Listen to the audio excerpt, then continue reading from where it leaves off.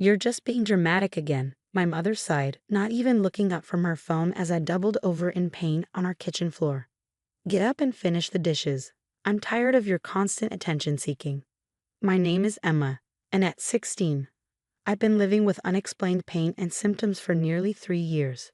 Every time I tried to tell my parents something was wrong, they dismissed it as teenage dramatics or attempts to get out of responsibilities. Mom, please, I whispered, clutching my side. It really hurts this time. Something's wrong. Something's always wrong with you, she snapped, finally glancing up.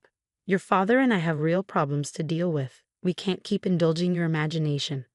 I somehow managed to pull myself up, using the counter for support.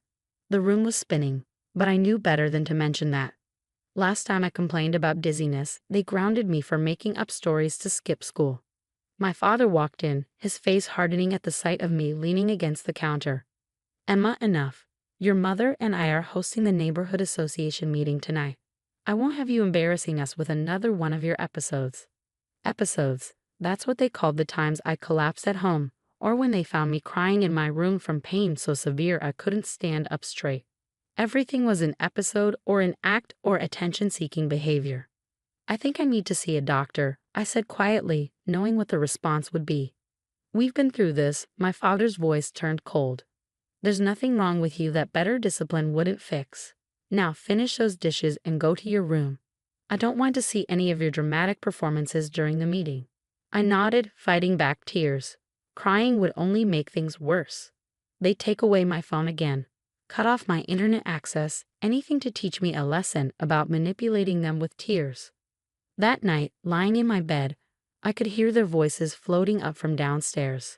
The neighborhood association meeting was in full swing, and my mother was doing her best impression of the perfect hostess. Emma's doing so well in school, I heard her tell someone, her voice carrying through the heating vent. Though she can be a bit emotional sometimes, you know how teenage girls are. I pulled out my secret notebook from under my mattress. Inside, I'd been documenting everything. Every symptom, every dismissal, every time they'd refused to take me to a doctor. The pages were filled with dates, times, and descriptions of pain so severe it made me see spots. My phone buzzed softly, a text from Ms. Martinez, my school counselor. She was the only one who seemed to believe something was really wrong. How are you feeling? Did you tell them about what happened in PE today? I collapsed during volleyball practice, the pain in my side so intense I couldn't breathe. The coach had wanted to call an ambulance, but I begged her not to. My parents would never forgive me for making a scene at school. They didn't believe me, I texted back. Said I'm being dramatic again. Emma, this has gone on long enough, she replied. I have a friend who's a pediatrician. She can see you tomorrow during your free period. I'll pick you up myself. My hands shook as I read her message. A real doctor, someone who might actually listen. They'll never allow it, I wrote back. They don't need to know. You're 16. In our state, you can seek medical care without parental consent if a school official accompanies you. I've already checked. I stared at her message, hope and fear battling in my chest. If my parents found out, another wave of pain hit, so sharp it made me gasp. Through the vent, I could hear my mother laughing at someone's joke, playing her role of the perfect parent in her perfect house with her perfect family. Okay, I texted Ms. Martinez, tomorrow.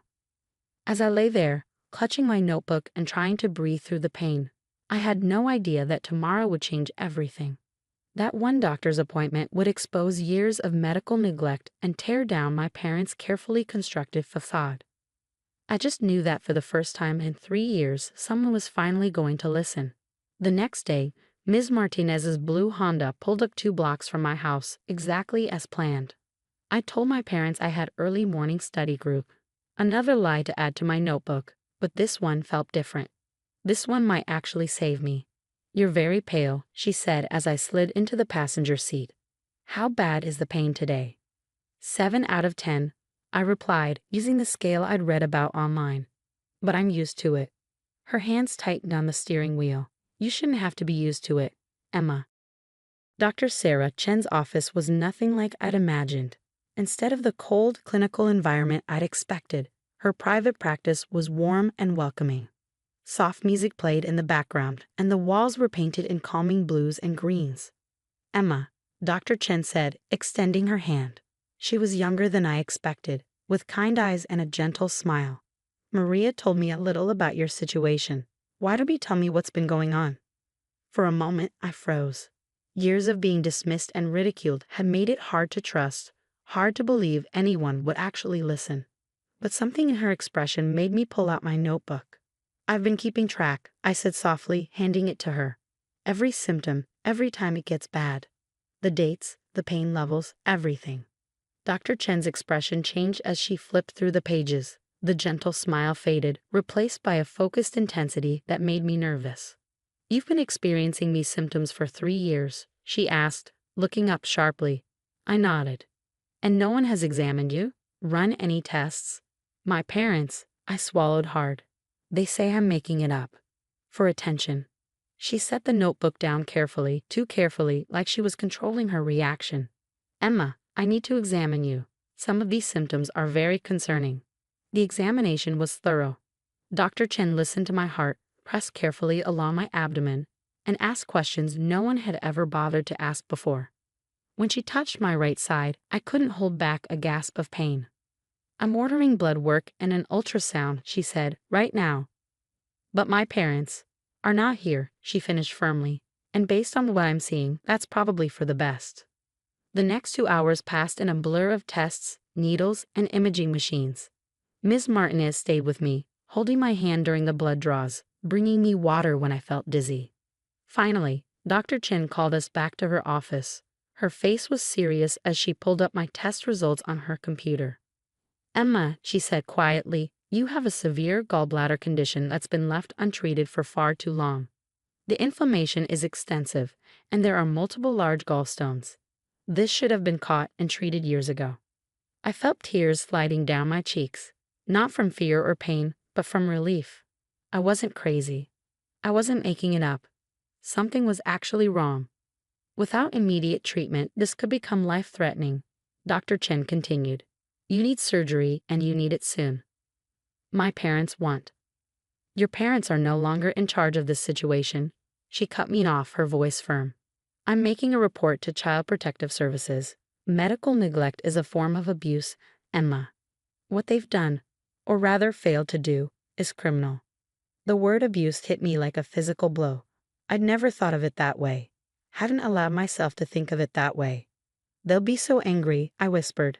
Let them be, Ms. Martinez said, squeezing my hand. You're not facing this alone anymore. Dr. Chen picked up her phone. I'm calling CPS now, and then we're admitting you to the hospital. Your gallbladder needs to come out before it ruptures. As she dialed, I sat there feeling strangely light, despite the fear and uncertainty swirling in my chest. For the first time in years, I didn't have to pretend the pain wasn't real. Didn't have to silence myself to keep the peace. One more thing, Dr. Chen said, covering the phone's mouthpiece. Those detailed notes you kept, they're going to be crucial evidence. You weren't just documenting your symptoms, Emma. You were building a case without even knowing it. I clutched my notebook, thinking of all the nights I'd written in it by flashlight, thinking I was alone. All the times I'd added another entry, another date, another dismissed cry for help. I wasn't alone anymore. And my parents? They were about to learn that some things can't be dismissed with a wave of the hand and accusations of dramatic behavior. The real drama was just beginning. The hospital room door burst open with such force that the nurse jumped. My mother stormed in, my father right behind her, both their faces twisted with a fury I'd never seen before. What is the meaning of this? My mother hissed, waving a paper, probably the CPS notification. How dare you go behind our backs and create this ridiculous situation? Before I could respond, Dr. Chen stepped between them and my hospital bed. Mr. and Mrs. Walker, I'm Dr. Chen. I've admitted Emma for emergency gallbladder surgery due to severe inflammation and multiple gallstones, a condition that, according to her medical records, has gone untreated for years. This is absurd, my father sputtered. She's just seeking attention, like always. We're taking her home right now. No, you're not, a new voice said. A woman in a crisp suit entered the room, followed by 2 police officers. I'm Sandra Morris from Child Protective Services. Emma is currently under protective custody due to medical neglect. I watched my parents' faces change as reality started sinking in. The perfect facade they'd maintained for years was cracking. "We've done nothing wrong," my mother insisted, but her voice wavered. "She's always making up stories." "Stories don't create gallstones," Dr. Chin interrupted, pulling up my ultrasound on a tablet. "Stories don't cause dangerously elevated liver enzymes. Your daughter has been in significant pain for years while you dismissed her symptoms." As a mandated reporter, I had no choice but to contact authorities. The CPS worker opened a folder. "We have Emma's journal documenting 3 years of complaints and dismissed symptoms. We have witness statements from school staff about multiple episodes of collapse. And now we have medical proof of a condition that could have become fatal if left untreated any longer." My father's face had gone from red to pale. We didn't know." "You chose not to know." Ms. Martinez spoke up from where she sat beside my bed. "Emma begged for medical attention repeatedly. You chose to ignore her." The police officers stepped forward. "Mr. and Mrs. Walker, we need you to come with us to answer some questions." "But we're her parents," my mother protested. "We have rights. And Emma has the right to proper medical care," Sandra replied firmly. "Rights you've denied her for years. Please go with the officers, or they will be forced to escort you out." As they were led away, my mother turned back one last time. "Emma, how could you do this to us? To our family?" For the first time in years, I didn't shrink under her accusation. "How could you ignore my pain for so long?" I asked quietly. What kind of parents do that to their child? After they left, the room fell silent except for the steady beep of my heart monitor. Dr. Chen checked my IV, then sat on the edge of my bed.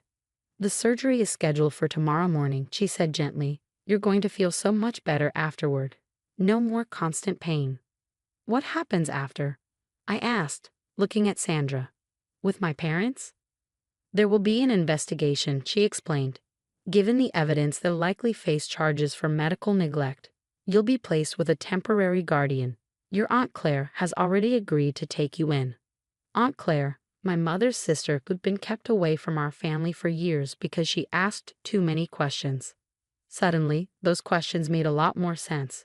"It's going to be a different life, Emma," Ms. Martinez said, smiling. "One where you're heard, where your health matters, where you don't have to hide your pain." I touched my notebook, thinking of all the entries I'd made, all the nights I'd questioned my own sanity because they'd made me doubt myself so much. "They almost convinced me it was all in my head," I whispered.